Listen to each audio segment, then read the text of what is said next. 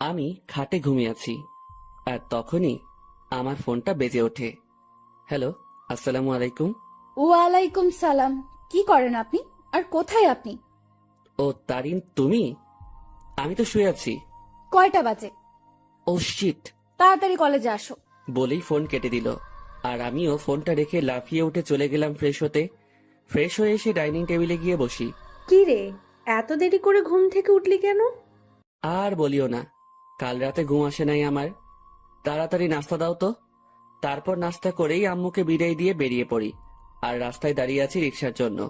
দাঁড়িয়ে নিজের পরিচয়টা দিয়ে দেই। বরাবরের মতো আমি মোহাম্মদ ওবায়দুর রহমান অন্তর, অনার্স 3য় বর্ষে পড়ি। আব্বু আম্মুর একমাত্র সন্তান আমি।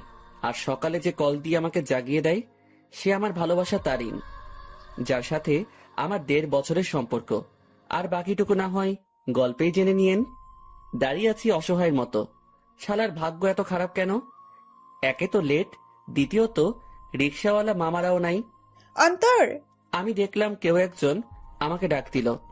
দেখলাম সে আর কেউ না, আমার ক্লাসমেট ও হারামি বান্ধবী তানিয়া। তবে শুধু ক্লাসমেট ও বান্ধবী বললে হবে না, অন্য একটা পরিচয়ও আছে, আমার বেস্টুর জিএফ। তবে বন্ধুর জিএফ মানে আমার ক্লোজ ফ্রেন্ড, বলতে গেলে বেস্টিও। কিরে এভাবে দাঁড়ায় আছিস কেন? খুশির ঠেলায় আহার এই বেচারা, ওঠ রিক্সায়। আমিও লাফিয়ে রিক্সায় উঠে পড়ি। তুই না উঠতে দিলেও তোরে লাথি মারি ফেলে আমি রিক্সা নিয়ে চলে যেতাম আর কি। কুত্তা। চুপ কুত্তি। আর মামা রিক্সা চালান, এতের কথা শুনে লাভ নাই। পাবনার পাগলি এতে। রিক্সা চলতেছে আপন গতিতে, আর আমরা রিক্সায় যুদ্ধ করতে ব্যস্ত। রিক্সা ঠিক আমাদের কলেজের গেটে থামে। ওই কুত্তা, ভাড়া দে। দিমু তো গতকালকে। যা, আমি দিচ্ছি, কিপটা কোথাকার। তারপর তানিয়া ভাড়া দিয়ে দেয়। আমি তো মহা খুশি, টাকা বাঁচাইছি। একটা মাত্র কারণে তোকে সহ্য করতেছি, শুধু কাজটা শেষ হোক ব্যাস।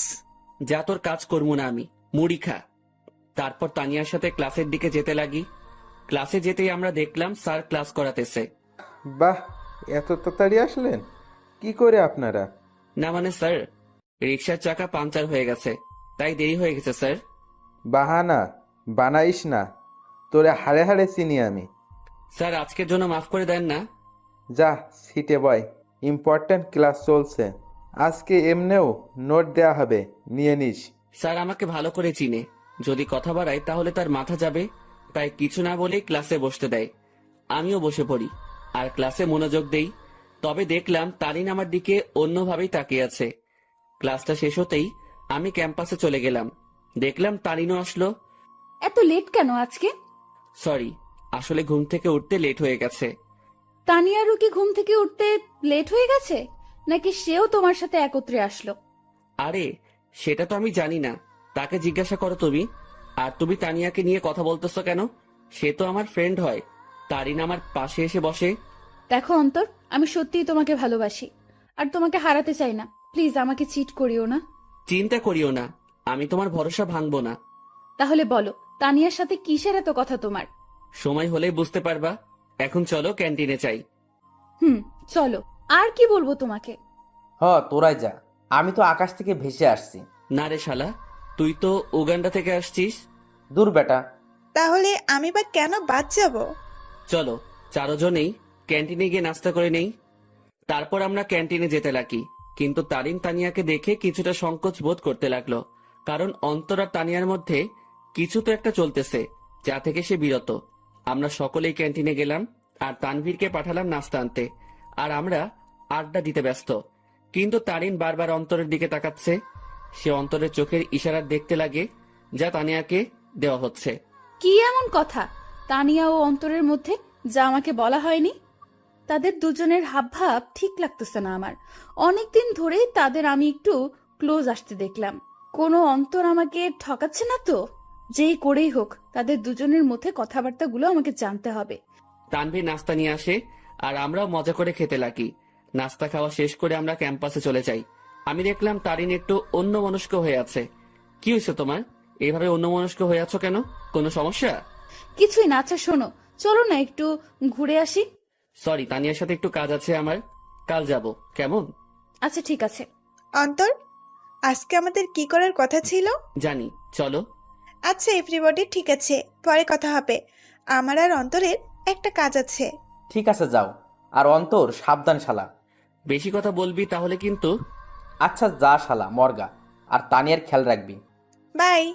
তারপর আমি আর তানিয়া বিদায় নিয়ে চলে গেলাম আমাদের কাছে। অন্যদিকে তানভীর, বল। অন্তর আর তানিয়ার দিকে খেয়াল করছিস তুই? কি হয়েছে তাদের? তাদের হাব ভাব দেখছিস তুই? দেখলাম তো। আমার থেকে তো কোনো কিছুই মনে হলো না।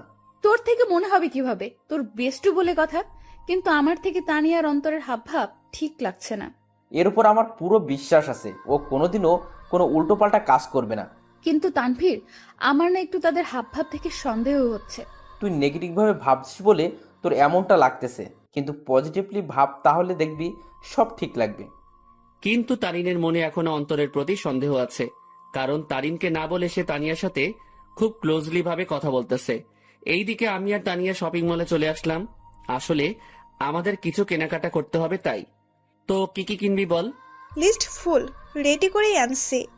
তাহলে শুরু করে দে। আমরা আমাদের লিস্ট অনুযায়ী শপিং করতে ব্যস্ত। প্রায় আমাদের শপিং শেষ, আর তখনই তানিয়া ডাক দেয়। কিরে, ডাকতেছিস কেন?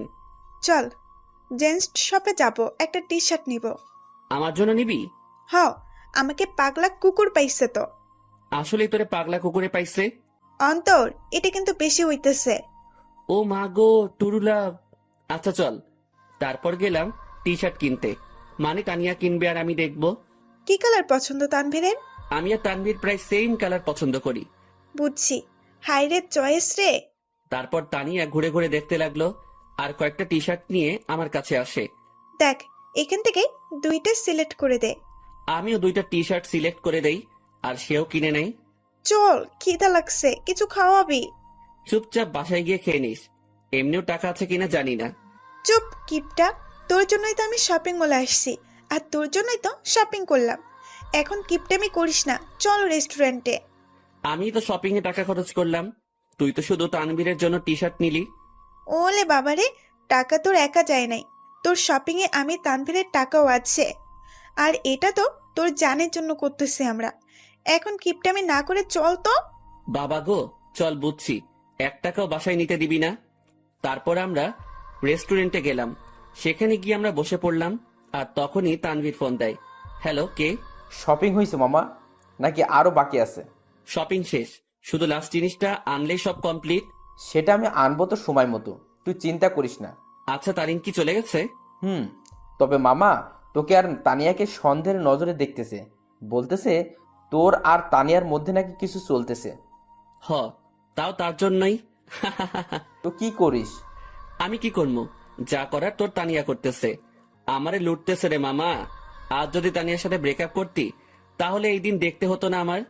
সমস্যা নাই, তানভীর যদি আমাকে ছেড়ে দেয়, আমিও তোর গলায় পড়বো আর কি। যা লুট হ। আচ্ছা, খাওয়া দাওয়া করে নিয়ে জিনিস সহ তানিয়াকে বাড়ি দিয়ে আসিস। ভাই, তুই এসে নিয়ে যা না।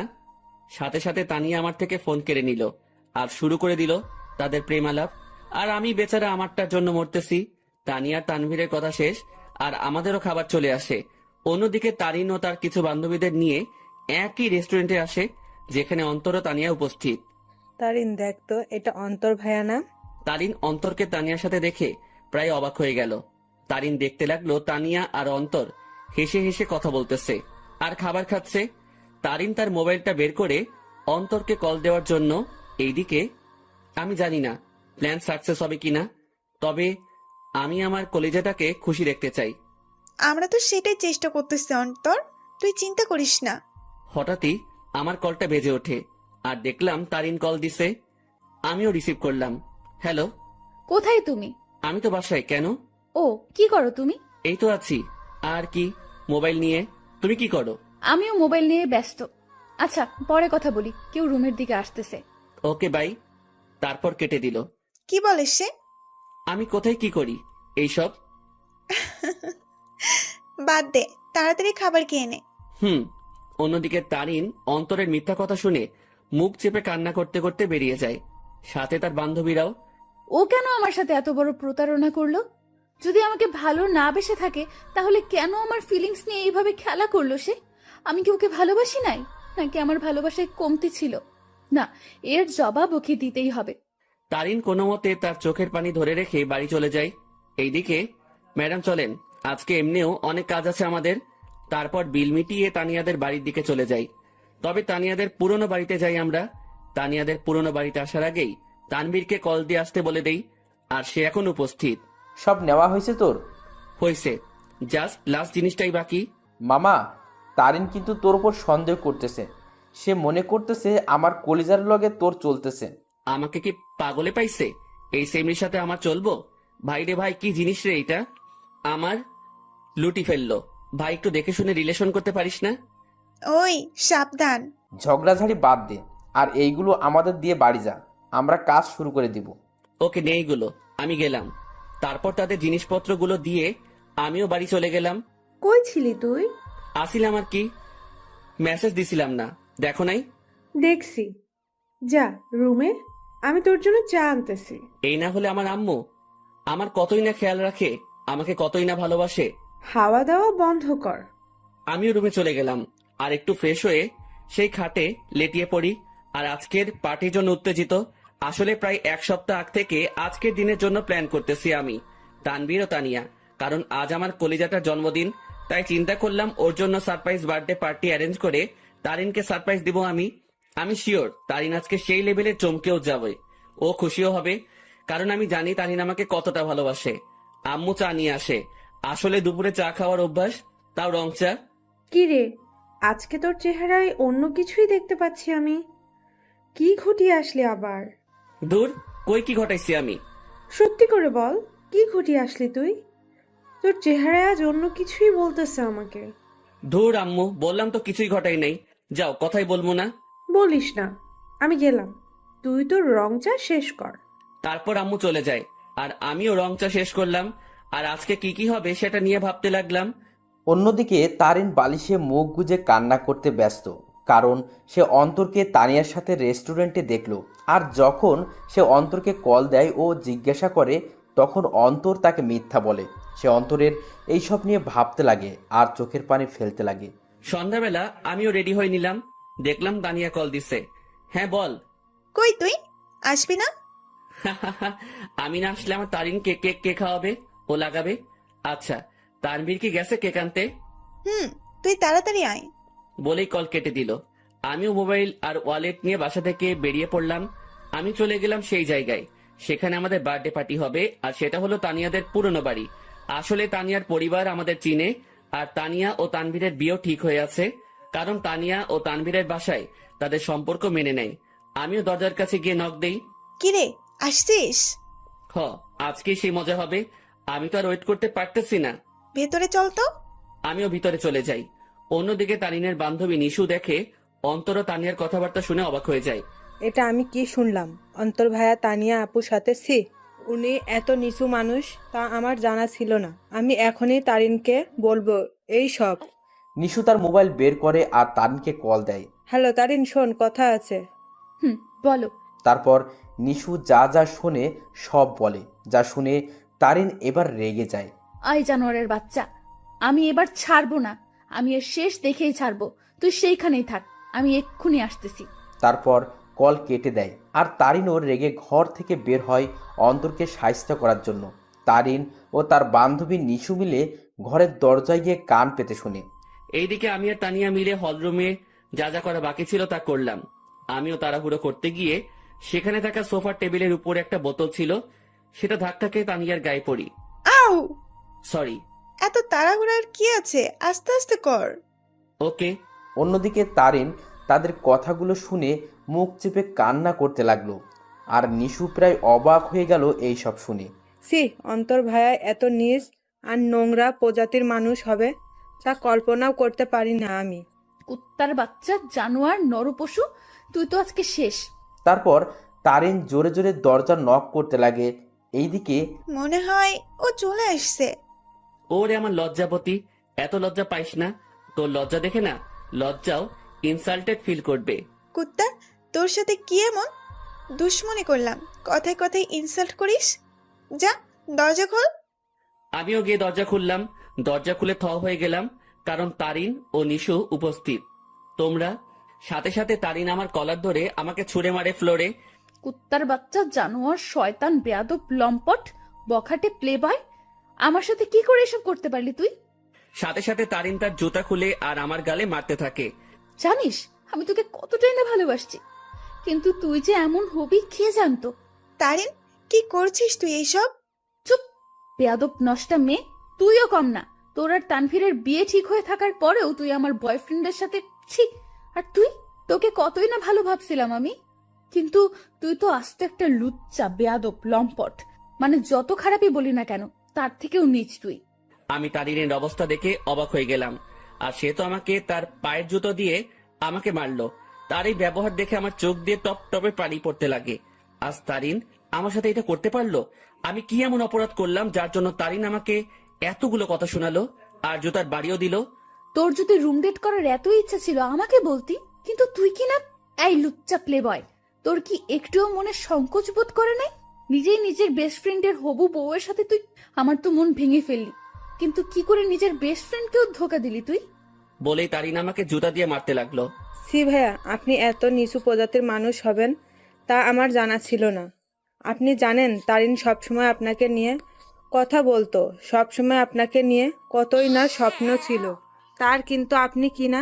সি ভাইয়া, আপনাকে দেখে আমার ঘৃণা হচ্ছে। তাদের কথাগুলো শুনে আমি চোখ দিয়ে পানি ফেলছিলাম। আজ তারিন আমাকে এইভাবে অপমান করলো। আমি তো কোনো অন্যায় করি নাই, তাহলে কি বলতেছে তারিন এইসব? সত্যি কলিজাটা ফেটে যাচ্ছে আমার। জানিস তোকে কি করা দরকার? তোকে জুতার মালা পরায় এলাকায় ঘুরানো দরকার। দাঁড়া, আমি পুলিশকে কল দিচ্ছি। আর তখনই তানভীর কেক নিয়ে উপস্থিত হয়। সে আমাকে এভাবে পড়ে থাকতে দেখে ও তারিনকে এখন এখানে দেখে অবাক হয়ে যায়। এই অন্তর, এইভাবে পড়ে আসিস কেন? আর তারিন এখন এখানে কি করতেছে? তানভীর, আমি তোকে আগেও বলেছি, এই জানোয়ার ও তোর নষ্টা হবু বউয়ের মাঝে অনেক কিছু চলতেছে, কিন্তু তুই বিশ্বাস করিস নাই। কিন্তু দেখ, আমার সন্দেহ ঠিক সত্যিই হইছে। আজ আমিও নিশু মিলে হাতে নাতে ধরছি এই দুইটাকে। তারা এখানে তাদের কীর্তিকলাপে ব্যস্ত ছিল, আর আমাকেও তোকে ঠকাচ্ছিল তারা দুজন মিলে। তানভীর কথাটা শুনে অবাক হয়ে যায়, তবে তানভীর অবাক হয় তারিনের কথাগুলো শুনে। এই কি বললি তুই? অন্তর আর তানিয়ার মাঝে কি চলতেছে? দেখ তুই, তাদের দুইটাকেই তানিয়ার পুরনো বাড়িতে ধরছি আমরা। দেখ, পুরনো বাড়িতে এসে তারা তাদের প্রেম লীলা চালাচ্ছিল, কিন্তু আজ ধরা খেয়ে গেল দুই নষ্টা। সাথে সাথে তানভীর দিল তারিনকে কষে এক থাপ্পড় খেয়ে তারিন ফ্লোরে পড়ে যায়। দেখলাম তানভীর রেগে আছে। আমিও উঠে তানভীরকে ধরি। অন্তর, ছাড় আমাকে। এই মেয়ে কাকে কি বলতেছে? তারিন তানভীরের দিকে গাল হাত দিয়ে তাকিয়ে আছে, আর নিশু অবাক চোখে তানভীরের দিকে তাকিয়ে আছে। তানভীর আমার থেকে নিজেকে ছাড়াই নাই আর তারিনের চুলের মুঠি ধরে দাঁড় করায়। এই, তুই কাকে কি বলছিস? আর কি বললি তুই? তারা এখানে এসে তাদের প্রেম লীলা চালাচ্ছিল, তাই না? আয় আমার সাথে তুই। তারিনের চুলের মুঠি ধরে হলরুম দেখাতে লাগে। এই দেখ, তারা আসলে কি করতেছিল। তোর জন্মদিন উদযাপন করার জন্য সে আজ থেকে 7 দিন আগে থেকেই তোকে খুশি করার জন্য আমাকে ও তানিয়াকে নিয়ে প্ল্যান করে। সে তোর হাসি মুখটা দেখার জন্য দেখ কি করছে। চারদিকে ভালো করে তাকিয়ে দেখো। তারিন ভালো করে দেখে পুরো হলরুম দেখে যা সম্পূর্ণভাবে সাজানো। সেখানে বেলুন, জরি কাগজ ও বিভিন্ন কাগজের কারুকার্য দিয়ে সাজানো। তারপর তানভীর তারিনের চুলের মুঠি ধরে বার্থডে অলবোর্ড দেখায়। কি, ওরা তো এখানে নষ্টামি করতে আসছে, তাহলে এই সব কোনো প্রয়োজন ছিল? উত্তর দে। তানভীর আবার তারিনকে চুলের মুঠি ধরে কেকের প্যাকেটের কাছে নিয়ে যায়। দাঁড়া, তাদের নষ্টমী আরও একটা নমুনা দেখায় বলেই সেই প্যাকেট খুলে দেখায়। দেখ, তাদের নষ্টামি উদযাপন করার জন্য বার্থডে কেক আনে, যেটা তো সুন্দর করে লেখা আছে হ্যাপি বার্থডে তারিন। তারিন এই সব দেখে তাদের মনের মধ্যে অন্তরের বিরুদ্ধে যত সন্দেহ ঘৃণা ছিল সব দূর হয়ে যায়, আর সেই সেখানেই হাউমাউ করে কান্না করে দেয়। কিরে, এখন কান্না করতেছিস কেন তুই? আরও দেখবি তাদের নষ্টামির নমুনা। আসলে তোদের মতো মেয়েরা না ভালোবাসতেই জানে না। শুধু মুখে ভালোবাসি ভালোবাসি বললেই হয় না, মনে প্রাণে বিশ্বাসও করতে হয় ভালোবাসার মানুষকে। কিন্তু তুই কি করছিস? খালি সন্দেহ। হ্যাঁ, আমার বেস্টু খারাপ, কারণ সে তাকে খুশি করতে চেয়েছিল। আর আমি আমার সেই খারাপ বন্ধুকে নিয়ে গর্ব করি, কারণ সে মানুষকে ঠকায়নি কোনো দিনও। সে সব সময় সবাইকে হাসি খুশি দেখতে চাই, কিন্তু আড়ালে সে নিজেই কান্না করে যেত। কিন্তু যখন তুই তার জীবনে আসছিস, সে মনে করছিল সেও এখনো হাসি খুশি থাকবে, কিন্তু তুই আজকে তাকে সবচেয়ে বড় কষ্ট দিয়ে দিলি। হ্যাঁ, আমার বন্ধু জানোয়ার, কারণ সে তোকে হাসাতে চেয়েছিল, যার প্রতিদান আজ তুই দিয়ে দিলি। তানভীর, অন্তর কোথায়? নিশু, অন্তর কোথায়? নিশু চুপ হয়ে আছে। তানভীর সাথে সাথে বাইরে দৌড় দেয় অন্তরকে খোঁজার জন্য, কিন্তু অন্তরকে পায়নি সে। তারিন সেখানে কান্না করতে করতে বসে পড়ে। তারিন, ছি, তুই এত নিস মন মানসিকতার মেয়ে, তা আমার জানা ছিল না। কিভাবে তুই এ ভাবলি? অন্তর আমাকে বান্ধবী মানে তো ঠিকই, সাথে ও আমাকে মন থেকে সম্মানও দেয়। আর তুই কি না, অন্তর তোর জন্য কতই না কি করতে চাইছিল। সে চাইছে তোকে সারপ্রাইজ বার্থডে পার্টি দেবে, কিন্তু তুই তাকে কি দিলি? অনেক অপমান ও জুতার বাড়ি। কি করে পারলি তুই এইসব ভাবতে? অন্তর তোকে কতটা ভালোবাসে তা আমি আর তানভীর ভালো করেই জানি, কিন্তু তুই ভালো যেহেতু বেসেছিস, তাহলে একটু ভালোবাসার মানুষকে বিশ্বাস করতে শেখ, সন্দেহ না। আমার মনে হয় না তুই অন্তরকে কোনো দিনও ভালোবেসেছিস, কিন্তু সে তোকে মনে প্রাণে ভালোবেসেই গেল। তানভীর বাইরে থেকে আসে। অন্তরকে পাইছো? না, তুমি একটু কষ্ট করে বাড়িতে খুঁজে দেখো তো। আর এই, তুই বের হ বাড়ি থেকে। তানভীর তারিনকে টেনে বাড়ি থেকে বের করে দেয়, সাথে নিশিও বেরিয়ে যায়। আর তানভীর ও তানিয়া মিলে পুরো বাড়ি খুঁজে দেখে, কিন্তু অন্তরকে খুঁজে পেল না। তারিন বাইরের রাস্তায় বসে বসে হাউমাউ করে কান্না করতে লাগে। সে আজ তার সন্দেহের জন্য তার অতি প্রিয় একটা জিনিসের কাছে ঘৃণার পাত্র হয়ে গেল। কি করে আমার মাথায় এসব আসলো? কেন আমি অন্তরকে সন্দেহ করলাম? যে আমাকে বলেছিল আমাকে কোনোদিন ঠকাবে না, কিন্তু আমি তাকে বিশ্বাস না করে তাকে অনেক কথা শোনালাম, খুব জুতার বাড়ি দিলাম। ছেলেটা তো আমাকে হাসি খুশি রাখতে চেয়েছিল, কিন্তু আমিই ওকে কাঁদিয়ে দিলাম। বলে সে আরো কান্নায় ভেঙে পড়ে। এইদিকে আমি মেইন রোডে চলে আসলাম। আজ আমাকে আমার ভালোবাসা ভালোই একটা শিক্ষা দিল, আর বুঝিয়ে দিল আমি তার মনে কোনোদিনও জায়গা করে নিতে পারলাম না। আমি তার মনে বিশ্বাস জোগাতে পারলাম না। হয়তো আমারই ভুল ছিল, আগে তার মনে বিশ্বাস জোগানোটা দরকার ছিল। পরে না হয় তার জন্য কোনো কিছু করতাম। হয়তো আমার ভালোবাসায় কমতি ছিল, যার পরিণাম জুতার বাড়ি পেলাম। না, আর কোনোদিনও কাউকে ভালোবাসবো না, আর মনে আঘাত চাই না। আমি তারিনকে পেয়ে মনে করেছিলাম আমার দুঃখ কষ্ট ওর সাথে শেয়ার করব। মনে করলাম ও আমাকে বুঝবে, কিন্তু আমি ভুল ছিলাম। থাক, আর কাউকে ভালোবাসার প্রয়োজন নেই, আমি একাই ঠিক আছি। আর যদি কাউকে প্রয়োজন হয়, আমার বেস্টু ও আমার হৌভাবি আছে না, কিন্তু না আর কাউকে বিশ্বাস করব, না কাউকে মন দিব। কেউ চাই না, আমার শুধু পরিবার ও বান্ধবীদের নিয়ে থাকবো আমি মেইন রোডে হাঁটতে লাগলাম, মনকে শান্ত ও বোঝানোর জন্য যে তার জন্য কোনো ভালোবাসা নেই, আছে শুধু সন্দেহ আর সন্দেহ। আমিও মেইন রোডে যতদূর পারলাম হাঁটতে লাগলাম।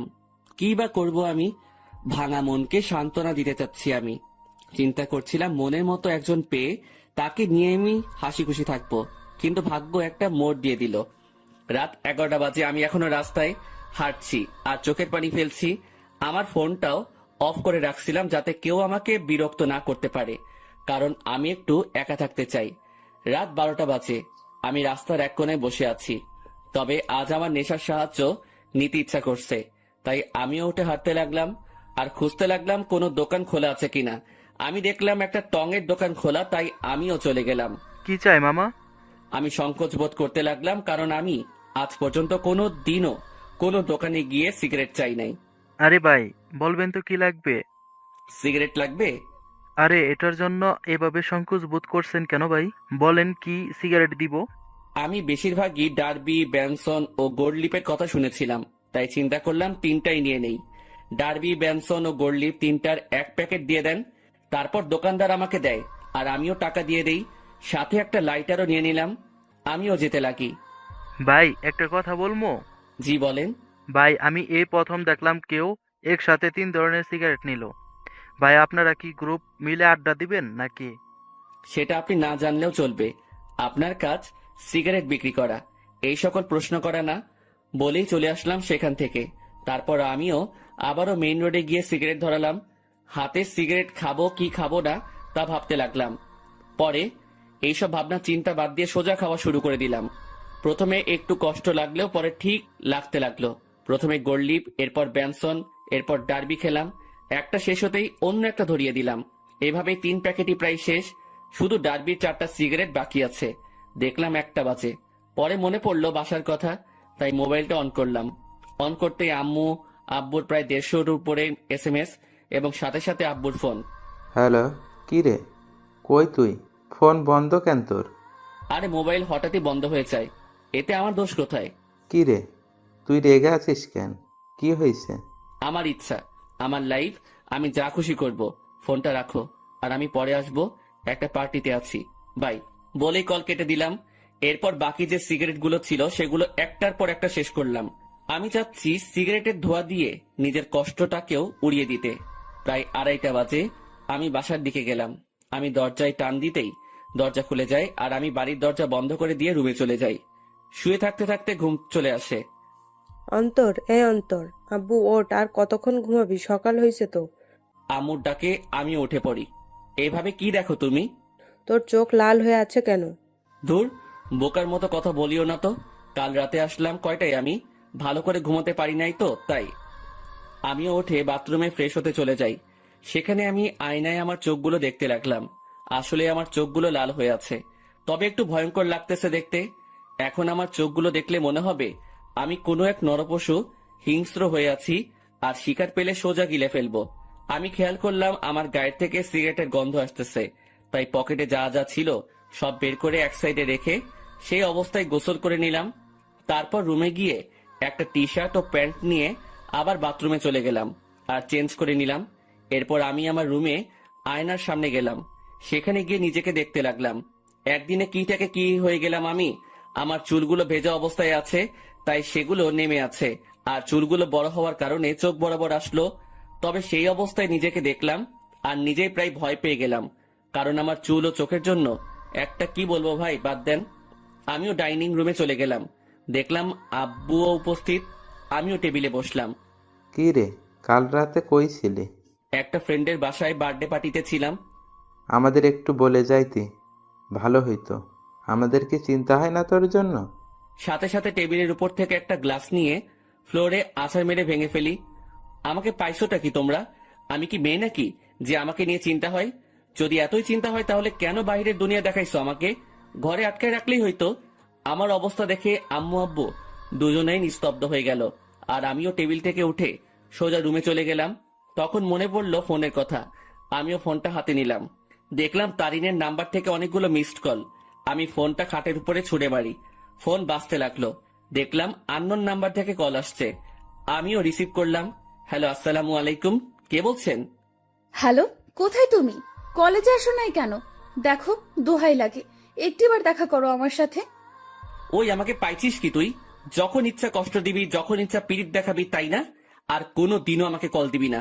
তোর মতো ভালো মেয়ের সাথে আমার মতো লুচ্চা নষ্টা প্লে বয়ের কথা বলা উচিত না। রাখ ফোন বলে কল কেটে দিলাম, আর মোবাইলটা খাটে ছুড়ে ফেলি। লাগবে না কারো ভালোবাসা আমার, একাই ঠিক আছি আমি। অনেক কষ্ট দিয়ে এখন আলগা পিরিত দেখাইতে আসছে। না, এই সিমটাই ভেঙে ফেলবো আমি। না থাকবে সিম, না হবে কন্ট্রাক্ট। আমি মোবাইলটা হাতে নিয়ে তা খুলে সিম নিয়ে নেই, আর সেটা ভেঙে ফেলি, আর খাটে শুয়ে পড়ি চোখটা বন্ধ করে। হঠাৎই কেউ একজন আমার মাথায় হাত বুলিয়ে দিতে লাগে। আমিও চোখ খুলে দেখি আম্মু মাথায় হাত বুলিয়ে দিচ্ছে। কি রে আব্বু, কি হয়েছে তোর? একটু বল তো আমাকে। কিছু হয় নাই আমার। আচ্ছা, দেখি আমি নাস্তা খাইয়ে দিই। আচ্ছা দাও। তারপর দেখলাম আম্মু নাস্তা নিয়েই আমার রুমে আসে, আর প্লেট নিয়ে আমাকে খাওয়াই দিতে লাগে। আচ্ছা শোন, তোর নানু কল দিছিল, এক কাজ কর, তুই কয়েকদিন সেখান থেকে ঘুরে আয় না। আচ্ছা ঠিক আছে, যাব। ঠিক আছে, আজই চলে যা, তাহলে ভালো হবে। ঠিক আছে। আম্মু আমাকে নাস্তা খাওয়াই দিয়ে চলে যায়, আর আমিও চিন্তা করলাম আমার উপর এমনিও অনেক কিছুই গেছে, তাই একটু রিফ্রেশমেন্টের প্রয়োজন, তাই যাওয়াই উচিত। আমিও আমার ব্যাগ গুছিয়ে নিলাম। দেখলাম সকাল 11টা বাজে। আমি ব্যাগ নিয়ে রুম থেকে বেরিয়ে পড়লাম। আম্মু আব্বুর থেকে বিদায় নিয়ে আমি চলে গেলাম বাস স্টেশনে। আমিও টিকিট কাউন্টারে যেতেই শক খেয়ে গেলাম। কি রে, এখন কোথায় যাস? আমি কি বলবো বুঝতে পারতেছি না, কারণ আমার সামনে তানভীর দাঁড়িয়ে আছে। শালা তুই তুই এখানে কি করতেছিস? শালা আমাকে একা করে কই যাচ্ছিস? আর ফোন বন্ধ কেন তোর? এমনি।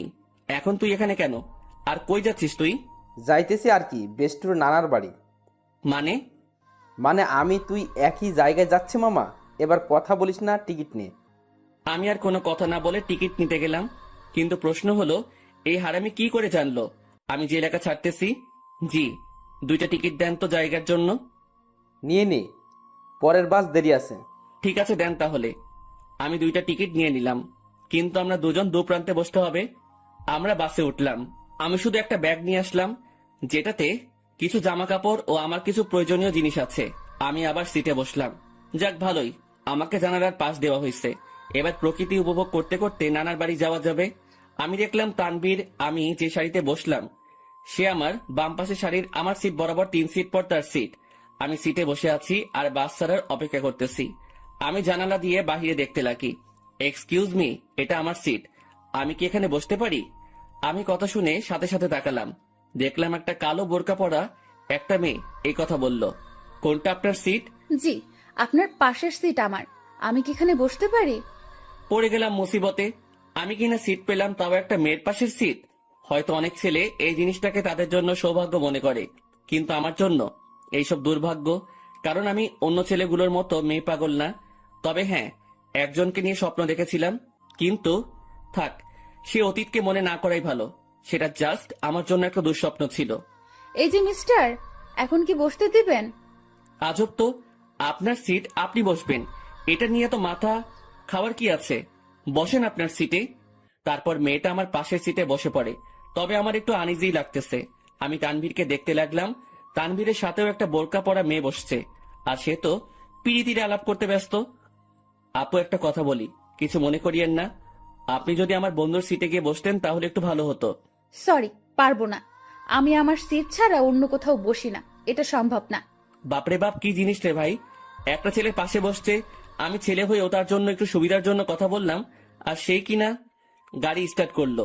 গাড়ি চলতে লাগলো আপন শক্তিতে, আর আমিও জানালার বাহিরে তাকিয়ে প্রকৃতি উপভোগ করতে ব্যস্ত। আচ্ছা, যদি কিছু মনে না করেন, আমাকে কি জানালার সিটটা দিবেন? আমি এই দেওয়া নেওয়া বন্ধ করে দিছি। যেটা নিজের সেটাকে নিয়েই থাকি, আর আমার জানালার সিট পড়ছে তাই আমি এখানে থাকবো। দিবেন না ভালো কথা, এত অ্যাটিটিউড দেখাচ্ছেন কেন? আমার অ্যাটিটিউড বেশি তাই দেখাচ্ছি। নাও প্লিজ সাইলেন্ট। কিছুক্ষণ নীরবভাবে বসে বসে বাহিরের প্রকৃতি দেখতে লাগলাম, আর প্রকৃতির বাজেও হারিয়ে যেতে লাগি। আর তখনই তারিনের মিষ্টি হাসিটি মনে চলে আসলো। সাথে সাথে আমি প্রকৃতি থেকে আমার মনোযোগ সরিয়ে নিলাম। কি হলো, শখ খেলেন নাকি? আমি কিছুই না বলে আমার পকেট থেকে মোবাইল আর ইয়ারফোনটা বের করে কানে লাগিয়ে দিলাম আর গান শুনতে লাগলাম। কিছুক্ষণ গানের মধ্যে মগ্ন ছিলাম আমি, আর তখনই পাশ থেকে খোঁচা দেয়। সমস্যা কি? গান শুনছিলেন? না তো, ব্যাডমিন্টন খেলছিলাম। এত রাগ আর কি আছে? আপু, আপনার সমস্যাটা কি বলবেন? কোনো সমস্যা নেই। আচ্ছা, আপনি কি রোমান্টিক গান শুনছিলেন? বুঝছি। আপু আসেন আপনি জানালার সিটে। মেয়েটাও খুশি হয়ে জানালার সিটে বসে, আর আমি পারতেছি না যে এখনই বাস থেকে নেমে যেতে। মেজাজটা খারাপ আগে থেকেই, আমার এখন আরো খারাপ করে দিল। আমি তানবীরকে দেখলাম শালা মেয়ের সাথে পিরিতির আলাপ করতেছে। হয়তো শালা ভুলেই গেছে তার বিয়েও ঠিক হয়ে আছে। আমি তানভীরকে ডাক দিলাম। তানভীর সিট থেকে আসে, কোনো মতে দাঁড়ায়। মেয়ে পেয়ে তো ভালোই কাজ চালাচ্ছিস, শালা ভুলে গেছিস তোর বিয়ে ঠিক হয়ে আছে? নাকি তানিয়ারে কল দিয়ে বলমু? আরে দোস্ত, মেয়েটা অনেক ফ্রেন্ডলি বিহেভ করে ভাই, অনেক হাসি আড্ডাও করে, তাই আর কি একটু। আমিও তানিয়ারে কল দিয়ে একটু। না না, কল দিস না দোস্ত, না হলে সব শেষ হয়ে যাবে বেটা। হোক শালা, সব শেষ। তোর পাশেও তো একটা মেয়ে, তার সাথে তুইও ফ্ল্যাট কর, কে বারণ করলো তোরে?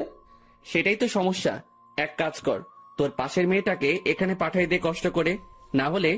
এই যে মিস্টার, মেয়েদের পাশে বসলে সমস্যা কোথায়? এলার্জি আছে আমার। এবার কথা বলিয়ে না, একদম চুপ থাকেন। আচ্ছা দোস্ত, আমি পাঠাচ্ছি। তারপর তানভীর চলে গেল, আর তানভীরের পাশের মেয়েটা আসে। আমি ওনাকে সিটটা দিয়ে আমি তানভীরের পাশে বসে পড়ি, আর সেখানে কানে ইয়ারফোন লাগিয়ে গান শুনতে লাগি। বাস বিরতির জন্য থামলো। তানভীর চল, একটু ফ্রেশ হয়ে নেই, আর কিছু খেয়ে নেই। চল। তারপর আমরা বাস থেকে নামলাম, আর একটু হালকা হয়ে নিলাম। তারপর দুজনেই খাবার খেয়ে নিলাম। তবে টেবিল থেকে উঠতেই ঠিক আমার পিছন বরাবর টেবিলে সেই 2টা মেয়ে উপস্থিত। আমি তাদের দেখেও না দেখার ভান করে চলে গেলাম হাত ধুতে। তারপর হাত ধোয়া আমি তানভীরের কাছে গেলাম। তুই খা, আমি বিল দিয়ে দেই। না, বিল দিস না, আমি দিব। তুই কেন দিবি? তুই আমার সাথে আসছিস, তাই তোর বিল আমি দিব। মামা বেইমানি হবে কিন্তু। যা যা তুই দে, এমনিও কিপটা তুই, দে শালা। তারপর তানবীর খেয়ে বিল দিল আর কিছু খাবার নিয়ে নিল। আমরা বাসে উঠে যাই আর আমাদের আসার পরেই সেই মেয়ে দুইটাও আসে। কিছুক্ষণ পরে বাসটা ছেড়ে দেয় আর আমিও কানে ইয়ারফোন দিয়ে গান শুনতে লাগি।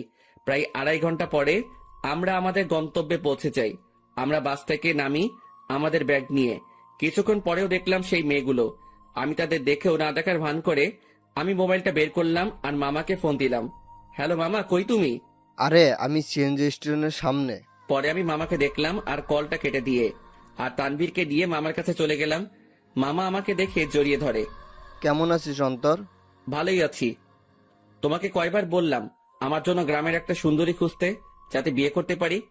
হা হা হা, বজ্জাত, এখনো ফাজলামি যায় নাই তাই না? কেমনে যাবে? মুই লেজেন্ডারি ফাজিল। আর মামা, এ হলো আমার বেস্টু, যার কথা তোমাকে বলতাম। কেমন আছো তানভীর? তোমার কথা আমাকে এই ফাজিলটা প্রায় সময় বলে থাকে। জি ভালো, আপনি কেমন আছেন? ভালো। আচ্ছা তোরা চল আমার সাথে। তারপর মামা একটা সিএনজি ভাড়া করে, কিন্তু মামা কাকে যেন খুঁজতে লাগলো। কাকে খুঁজো মামা? আরে আরো দুজন আসবে, আব্বু বলছিল। কি অবস্থা তার শরীরের? ভালোই আছে আব্বু। আর আব্বু বলছিল তার নাকি কোনো বন্ধুর 2টা নাতনিও আসবে, তাদেরও নিয়ে যেতে বলল। ও আচ্ছা। তার কিছুক্ষণ পর মামা কাকে দেখে যেন চলে যায় আমাদের সিএনজির কাছে রেখে। আর কিছুক্ষণ পরে মামার সাথে 2টা মেয়ে আসে। তাদের দেখে আমি অবাক হয়ে গেলাম, কারণ এরা হলো সেই মেয়েগুলো যেগুলো আমাদের সাথে বসেছিল। আমি অবাক চোখে দেখতে লাগলাম। তোরা ওঠ, আমি বাইকে যাই। মামা বাইক আনছো? হ, কেন? মামা তুমি সিএনজি করে চলে যাও, আমি বাইক নিয়ে আসতেছি। ভুলেও না। প্লিজ মামা, অনেকদিন পরে বাইক পাইলাম। কাল চালাস। আর কিছু বললাম না, কারণ মামার সাথে কথা বাড়ায় লাভ নাই। আমি আর তানবীর সিএনজিতে উঠে পড়ি আর পিছে সেই 2টা মেয়েই মজা করে বসে পড়ে। তারপর সিএনজি চলতে লাগে তার আপন গতিতে। আমিও গ্রামের পরিবেশ উপভোগ করতে করতে যেতে লাগি। মামা তার বাইক নিয়ে চলে যায়। আমরা আমার নানার বাড়ি পৌঁছে যাই। আমি দেখলাম নানা ভাই দরজায় দাঁড়ায় আছে। আমি নানা ভাইয়ের কাছে গেলাম আর নানা ভাইকে সালাম করলাম। ইরে নানা ভাই, কেমন আছিস? তারপর নানা ভাই আমাকে জড়িয়ে ধরে। আমি তো ভালোই আছি, তবে তোমার খবর জিজ্ঞাসা করবো না, কারণ তোমাকে দেখে পাওয়ারফুল মানুষ মনে হচ্ছে। কি মনে করিস? আমার অনেক শক্তি বলেই তো 80 বছরে বেঁচে আছি। কিন্তু নানা ভাই, আমি তো শুনছি ভালো মানুষ তাড়াতাড়ি মরে আর শয়তান নাকি অনেক বছর বাঁচে। চুপ বেটা, ভিতরে যা। আমারে ধমকায় লাভ নাই নানা ভাই। তারপর তানভীরকে আমার কাছে ডাক দিলাম। নানা ভাই, আমার বন্ধু তানভীর, ও আমার সাথে আসছে। আসসালামু আলাইকুম। ওয়ালাইকুম আসসালাম। আমার বজ্জাত নাতিটা আমাকে নানা ভাইকে ডাকে, তুমিও আমাকে নানা ভাই ডাকতে পারো। জি আচ্ছা। মানিক, অন্তর তোর বন্ধুকে তাদের রুম দেখিয়ে দে। আচ্ছা আব্বু, তোরা আয় আমার সাথে। আমরা দুজন মামার সাথে যেতে লাগি। আসলে নানাদের বাড়িটা বলতে গেলে বড় একতলা বিল্ডিং, যেটা একটু বড় করে বানানো হয়। মামা আমাদের একটা রুমে নিয়ে যায়। এটা তোদের রুম। আর তানভীর, তুমি আমাকে মামা ডাকতে পারো, অন্তর যেমনটা ডাকে আর কি। মামা না, এখন থেকে মামু ডাক মনে। আস্তে আস্তে শুরু করে দিলে। দাঁড়া, তোরে বিয়েটা করায়ে দিয়ে তোর বউয়ের হাতে তোরে শায়েস্তা করবো আমি। আগে নিজের গদি সামলাও। লাস্ট টাইম মামিকে দিয়ে কি করছিলাম মনে আছে নাকি? এবার আগের বারের থেকেও ডাবল হবে। তোরা ফ্রেশ হয়ে হলরুমে আয়, আমি গেলাম। কিরে ভাই, তুই তোর মামার থ্রেট দেশ? হ, আরে বেটা, আসলে আমাদের পরিবারটা একদম ফ্রেন্ডলি, তাই সবার সাথে হাসি মজা করেই থাকি। তোর মতো আমি একটা পরিবার পাইলে হইতো। আমার পরিবার মানে তোরও পরিবার বেটা। এখন কথা না বলে ফ্রেশ হয়ে নে। তারপর তানভীর ফ্রেশ হয়ে নিল। এরপর আমিও ফ্রেশ হয়ে নেই আর দুজনেই হল রুমে যাই। সেখানে আমার মামাতো ভাই শান্ত বসে বসে মামা ও নানা ভাইয়ের সাথে কথা বলতেছে। কিরে শান্ত, কি অবস্থা তোর? শান্ত আমাকে দেখে আমার কাছে চলে আসে। সে 9-এ পড়ে। অন্তর ভাইয়া, কি খবর তোমার? কেমন আছো? ভালো আছি, কিন্তু তোর থেকে আমি এটা আশা করিনি। আমি আবার কি করলাম? তুই নাকি গোপনে বিয়ে করে ফেলছিস। দূর ভাইয়া, কি বলো এইসব তুমি? আমার কথা একটু ভাবলি না? আমি তোর থেকে কত বড়, অথচ বিয়ের দিক দিয়ে ছোট বানাই দিলি। কেমনে পারলি এটা করতে তুই? তোর তো বলছিলাম আমার জন্য মেয়ে খুঁজতে, আর তুই কি না, কাজটা ভালো করিস নাই তুই। দূর ভাইয়া, কে বলেছে তোমারে আমি বিয়ে করছি? আমার বিয়ের বয়স হয়েছে নাকি? আজকালকার পোলাপানগুলো বিশ্বাস নাই, বড় ভাইরে রেখে তারাই গোপনে কাজ সেরে ফেলে। আল্লাহ কোন যুগে আনলা তুমি আমারে? তোদের কথাবার্তা শেষ হলে নাস্তা কর। ও মামি, তোমার জামাই আমাকে বাস স্টেশনে মারছে।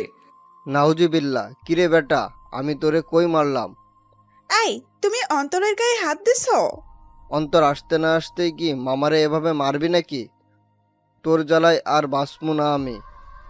আব্বুরে আগেই বলছিলাম এই শয়তানটা যদি আসে আগেই আমাকে বলে দিতে, যাতে বনবাসে ভাগতে পারে। মামার কথা শুনে সবাই হেসে দিল। নানা ভাই, নানু কই? কি আমার উপর ডাক নাকি নানু? হ্যাঁ, তার আদরের ছেলেরে কষ্ট দিবি আর সেই মনে হয় তোরে এমনি এমনি ছাড়ি দিব? কিছু মনে হয় বলতে হবে। তো নানু তার রুমে, আসলে শরীর একটু অসুস্থ তো, তাই রুম থেকে কম বের হয়। আচ্ছা, তাহলে আমি দেখা করে আসি। তারপর আমি নানুর রুমের দিকে যেতে লাগি। নানুর রুমের দিকে যেতেই আমি কিছু কথাবার্তা শুনতে পেলাম। নানু, আমি অনেক বড় ভুল করে ফেলেছি নানু। এখন ও আমাকে দুই চোখেই দেখতে পারে না। তুমি চিন্তা করিও না, আমাকে নানু ডাকছো না, আমি সব সামলে নিব, তুমি কান্না থামাও। আমি বুঝতে পারলাম নানুর রুমে অন্য কোনো মহিলা বা মেয়ে আছে। তবুও এটা ফ্যাক্ট না আমার জন্য। আমি যেহেতু আসছি তাই দেখা করবই, কারণ নানু আমাকে ইগনোর করবে না। তার কাছে আমি আগে, বাকি সবাই পরে। নানু, দরজা খুলে চাই। আর দেখলাম নানু দরজা খুলে নানু আমাকে জড়িয়ে ধরে। কেমন আছো নানু? ভালো, তুই কেমন আছিস? আমি তো ভালোই। আয় ভিতরে আয়। আমি নানুর সাথে ভিতরে গেলাম। আমি ভিতরে যেতেই দেখলাম আমাদের সাথে বোরকা পরা যে দুইটা মেয়ে আসছিল তারা রুমে উপস্থিত। নানু ভাই, বয় তুই। বোরকা পরা দুটো মেয়ে বলল, আচ্ছা নানু, আমরা যাই, পরে কথা বলবো আপনার সাথে। ঠিক আছে, যাও, আর চিন্তা করিও না, আমি সামলে নেব, কান্না করিও না, কেমন? তারপর রুমে থাকা দুইটা মেয়েই চলে যায়। নানু মেয়েগুলোকে আর কান্নাকাটি করতেছিল কেন? আর বলিস না, একটু পারিবারিক সমস্যা, তাই আর কি। তো নানু ভাই, অবশেষে তোকে দেখলাম আমি, এবার শান্তিতেই মরতে পারবো আমি। নানু, কি উল্টাপাল্টা কথা বলো তুমি? এই সব বলা বাদ দাও তো। আচ্ছা নানু ভাই, বাদ দিলাম, এখন এটা বল, কেমন আছিস? আমি তো ভালোই আছি। তা তো দেখতেই পারতেছি, মনে অনেক কষ্ট নিয়ে সকলের সামনে ভালো আছিস দেখছি। মানে? কিছু না, বাদ দে। আমি নানুর সাথে নানুর রুমেই অনেকক্ষণ যাবৎ কথা বলি। অন্তর, একটা কথা শোন। জি নানু, বলো। মানুষ মাত্রই ভুল, তাই ভুল করবে, তাই বলে তাকে ক্ষমা করে দেওয়াই ভালো। কথাটা ঠিক বুঝলাম না নানু। আচ্ছা থাক, যা, রাত হইছে, খাবার খেয়ে নে। তুমি খাবা না? খাবো তো, তবে তোর মামি, আমি আর বাসায় আরো দুজন মেহমান আসছে, তাদের সাথে খাবো আর কি। আচ্ছা ঠিক আছে। তারপর আমি নানুর রুম থেকে চলে যাই আর হল রুমে যাই। সেখানে দেখি নানা ভাই, মামা ও তানভীর কথা বলতেছে। ভালোই তো, বহুত ভালো আলাপ চলতেছে মনে হয়। আমাকে দেখেই তারা হতাশ হয়ে যায়। বুঝলাম না কেন। আজব তো, এইভাবে কি দেখো? আমি কি ভূত নাকি? ভূতের চেয়ে কম নাকি তুই? এই মামু, মেজাজ খারাপ কইরো না, না হলে কিন্তু। কি করবি তুই? গ্রামের একটা মাইয়ারে কিডন্যাপ করে বিয়ে করে চলে আসমো।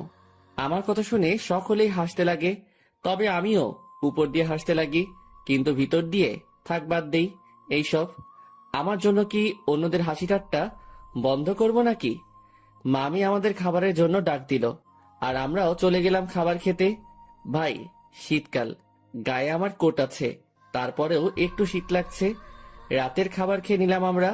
আমিও চিন্তা করলাম রাতের বেলা একা একা হাঁটার। আমি আস্তে করে বাহিরের দিকে যেতে লাগি। কিরে, চোরের মতো কই যাস? যা শালা, ধরা খেয়ে গেলাম। না মানে একটু বাহিরে যাব মামা। অন্তর, বাইরে প্রচুর ঠান্ডা। অসুবিধা নাই, একটু যাই, চলে আসবো তো। ঠিক আছে, যা, তবে দরজা লাগিয়ে দিবি। তুই দরজার কাছে আসলে আমাকে একটা কল দিস, আর তানবীরকে নিবি। না মামা, তানবীর এমনিও জার্নি করে আসছে, ক্লান্ত সে, তাই তাকে না নেওয়াই ভালো। আমি মামার সাথে কথা বলেই বাইরে চলে আসি আর পকেট থেকে মাস্কটা বের করে পরে নেই আর কোটটাও মাথায় দিয়ে দেই।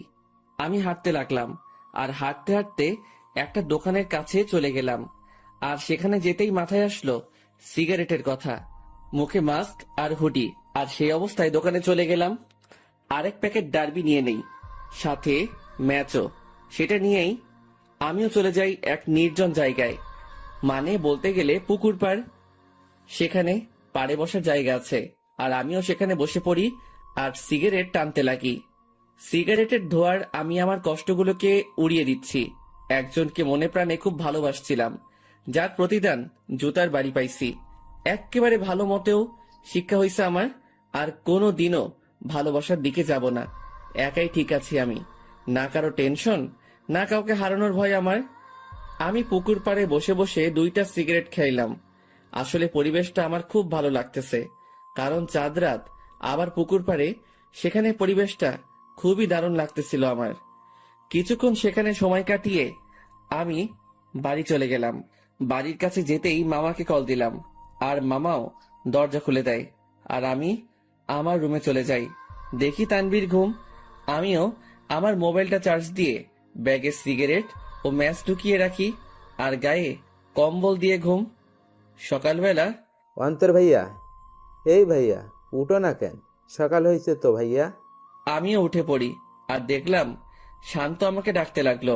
সকাল হয়েছে ভাইয়া, আম্মু নাস্তা রেডি করতেছে। তুই যা, আমি ফ্রেশ হয়ে আসতেছি। আর তানভীর কই? ভাইয়া তো আব্বু ও দাদুর সাথে কথা বলতেছে। তারপর শান্ত চলে গেল। আমিও উঠে পড়ি। হঠাৎই আমার জানালার দিকে চোখ গেল আর সেখানে দেখে মনে হচ্ছিল কেউ আমাকে দেখতেছিল। আমিও চলে গেলাম ফ্রেশ হতে। ফ্রেশ হয়ে এসে দেখি মামা, তানভীর, নানা ভাই, মামি, নানু সবাই কথা বলতে ব্যস্ত। আমিও গেলাম। তারপর সকলে মিলে নাস্তা করে নিলাম। অন্তর, আমার বাইক নিয়ে তুই তানবীরকে নিয়ে ঘুরে আয়। ও তো এখানে নতুন, তাই একটু দেখায় আন। আচ্ছা। তারপর মামার থেকে বাইকের চাবি নিলাম আর বাইক নিয়ে দুজনেই ঘুরে আসলাম। আমরা যে গ্রামে থাকি সেখানে প্রায় সব জায়গায় চাষ করার জন্য মাঠ ও পুকুর, কিন্তু দুঃখের কথা আমি সাঁতার পারি না, কারণ আমি জীবনের 100 ভাগের 80 ভাগই শহরেই কাটাইছি। বাকি 20 ভাগের মধ্যে 7 ভাগ বলতে পারেন ট্যুরে গিয়ে, আর বাকি অংশ শহরেই। তবুও গ্রামটা ভালো করে চিনি। যতদিন গ্রামে ছিলাম ততদিন মামার সাথে গিয়ে গ্রামে ঘুরতাম। সকালবেলা আমি আর তানভীর অনেকক্ষণ ঘোরাঘুরি করলাম আর দুপুরের দিকে আসলাম। বাইকটা রেখে বাড়িতে ঢুকলাম আর দেখলাম নানা ভাই, নানু, মামা, মামি ও সেই 2টা মেয়েও আছে আর তারা কথা বলতেছে। কিন্তু আজব ব্যাপার হলো এরা বাড়িতেও হিজাব করে রাখছে।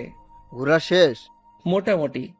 আমি রুমে চলে যাই, কিন্তু বারবার সেই মেয়েগুলোর প্রতি কেন যে আকর্ষণ লাগতেছে কে জানে। তবে ইচ্ছা তো করতেছে হুজুরনিগুলোর চেহারা দেখতে, কিন্তু ডাইরেক্ট বলা তো মুসিবত, থাক পরে সেটা ব্যবস্থা হবে আর কি।